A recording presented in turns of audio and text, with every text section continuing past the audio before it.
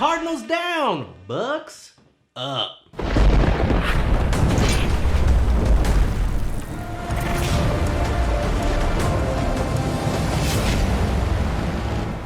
One more for the home team.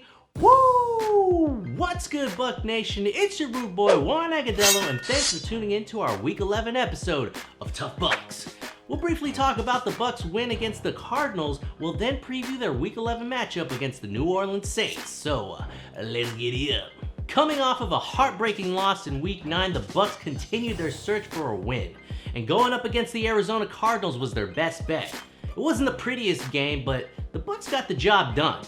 Jameis Winston had a rocky start to the game, but was able to shake off his turnovers and ended the game with solid numbers in the air and on the ground. One thing is for sure, the Bucs' 2-minute offense was on point as they were able to get touchdowns before halftime and the go-ahead touchdown in the fourth quarter. The Buccaneers defense had their way with the Cardinals' rushing attack, only allowing a total of 75 yards on the ground. Shaq Barrett continues his output of sacks by adding another one to his season total, and the defense responded well after both turnovers committed by Winston, holding the Cardinals to just 3 points even with good field position. The animal, Lavonte David, had another stellar game with a big turnover after Winston's second interception, ripping the ball away from David Johnson. How this man is not an All-Pro every year is beyond me. The young secondary is still a work in progress, but they did just enough to get the W. With this win, the Bucs snapped their 4-game losing streak and are hoping to turn their season around. Will they do it? I don't know. We'll have to wait and see, I guess. Our Tough Buck Award for Week 10 goes to my guy, cornerback Jamel Dean.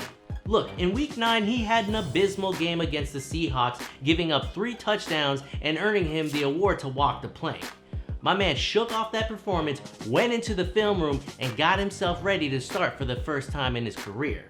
He had 2 big breakups, a tackle for a loss, and made a touchdown-saving interception late in the fourth quarter. His first career interception, I might add. Here's to you, Jamel.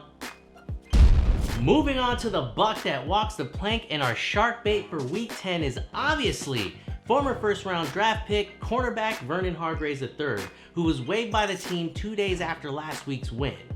Look, this guy's had an up-and-down career in Tampa, but when you're a cornerback drafted that high, the expectation is for that player to be a shutdown corner. Instead, he struggled in coverage and was relegated to the nickel position. Against the Cardinals, Hargraves was benched early in the second half after not showing great effort in tracking down Cardinals rookie receiver Andy Isabella on a 55-yard gain. 48 hours later, the Bucs called him in and gave him the pink slip.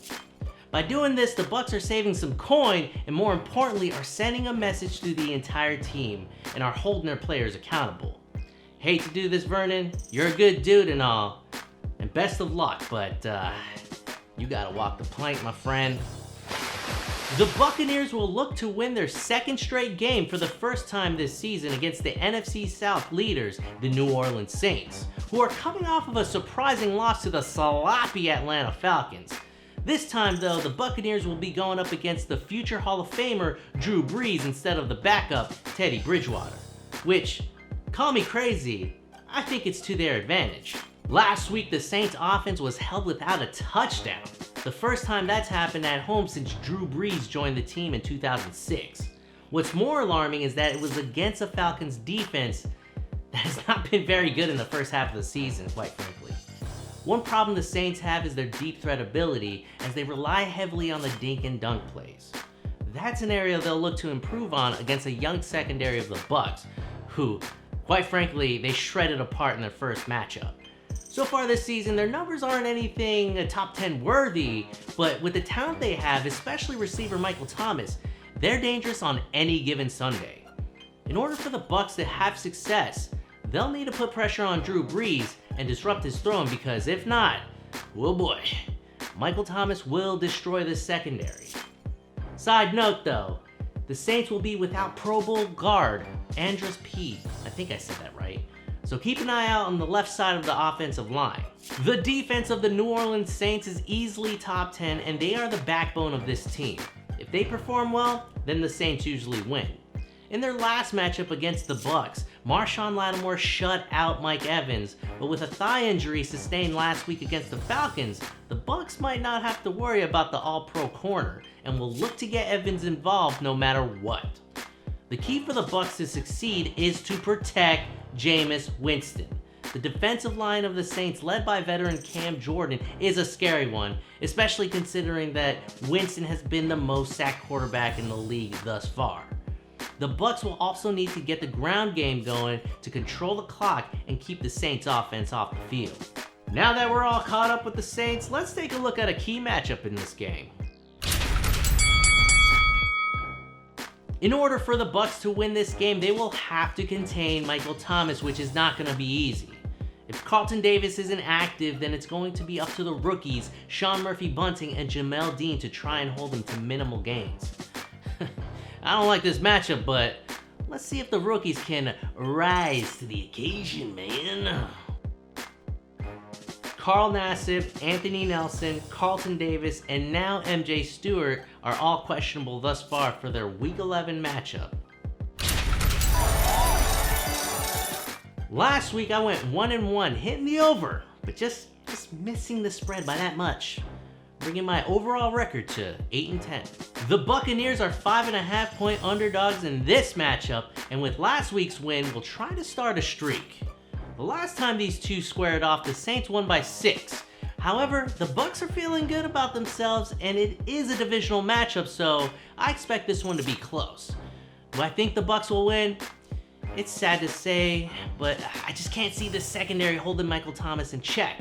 Hopefully I'm wrong though, but the Bucs will cover the 5.5 points. The over-under for this game is set at 50.5 points. The Saints' defense is tough, but their offense was suspect last week. The Bucs have the ability to score points, but will they score enough? I have a feeling that this could be a 23-20 affair.